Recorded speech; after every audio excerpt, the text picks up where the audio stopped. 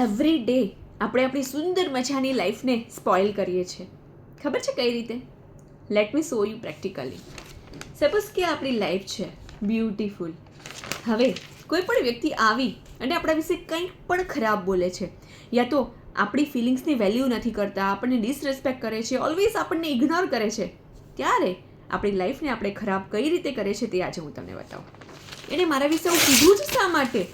એ હંમેશા મને ઇગ્નોર કરે છે, મારી ફિલિંગ્સની વેલ્યુ નથી કરતા, મને ડિસરિસ્પેક્ટ કરે છે, મને ગુસ્સાવાળી કીધી, મને ઈર્ષાળુ કીધી, મારા વિશે ખરાબ બોલે છે, હંમેશા મારા વિશે નેગેટિવ જ બોલે છે.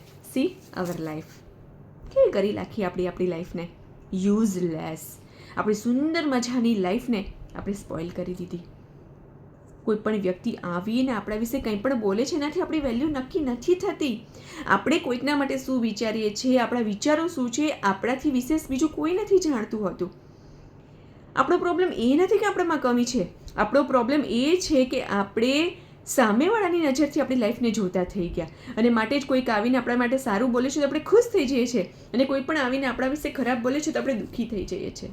લાઈફ આપણી છે, વિચારો આપણા છે, તો આપણી લાઈફની વેલ્યુ કરવાનો અધિકાર આપણા સિવાય બીજા કોઈનો ન હોવો જોઈએ. લાઈફમાં સુખી થવાનો એક જ મંત્ર છે, always remember, ignore. Radhe Radhe.